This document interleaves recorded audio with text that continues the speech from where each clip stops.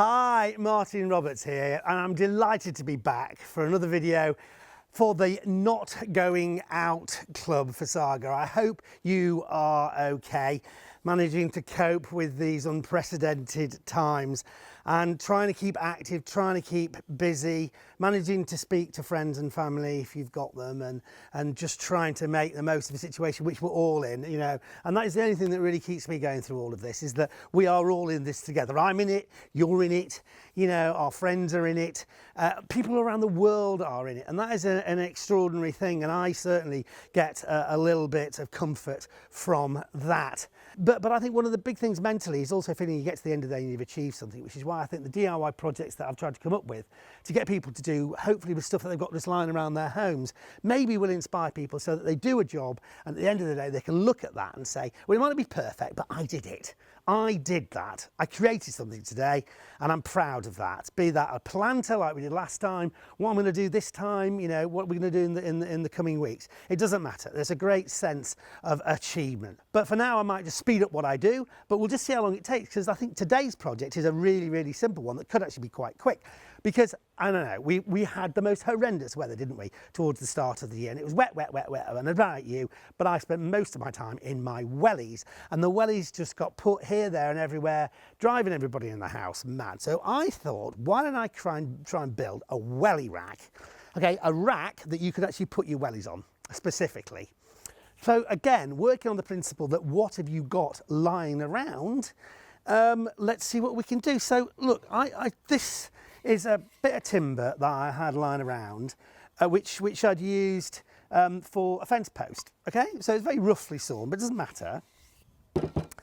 And obviously, sort of thinking about a design idea, you want something which you can place your wellies on. So maybe if we have this, and then we have like something going up, maybe, that we can actually put our wellies on. So I was looking around the house to see, what have I got that I could use? Well, I've got an old broom. I mean, this one's, you know, pretty mangy. So I've got the pencil as a broom handle. So I could use an old broom handle and chop that up and have that as the vertical things. I've also got this, which is just lying around in the shed. You know, my wife goes on at me all the time about the rubbish I keep. And then why didn't I throw that away, she probably says. But actually, you know what, that's a beautiful piece of what's called ramin wood, which is a hardwood, but it's really quite beautiful. And I think it's sustainably grown. Well, I hope so anyway, because I'm certainly not buying any unsustainably grown woods right now. Or ever again, to be honest. But there you go, that was one of those, you know, what's it called? A curtain rail. So I could potentially chop that up. But I do like the idea of what's called mixed media. And that is fusing different materials to make something quite interesting. And so I've got these old copper pipes. And I thought, oh, I wonder, maybe if I cleaned up that copper, and I love copper, it's the most beautiful natural colour. If I cleaned that up, I think it would look quite beautiful. So why don't I make the pillars out of copper, clean it up, spray it with lacquer, and then if I sand this off, even though it's a mangy old bit of wood, if I then dye it, I think we could have something quite interesting. So the basic gist of this project is pretty easy, right? 4 bits of tube, presumably the same length, and 1 extra bit of wood. And I think if we drill some holes in the wood, and then the copper pipe will stand up. Now the interesting thing and the good thing about choosing copper pipe is that copper pipe comes in standard sizes. So it's either 15mm, which is the smaller one, or this, which is 22mm. So basically, I can just chop that. Well, I was going to say, yes, the pipes, 20mm and 15mm. So that there are a lot of drills, and most people have a drill, well, yeah, a lot of people have drills, that are those specific sizes for drilling holes for copper pipe to go through.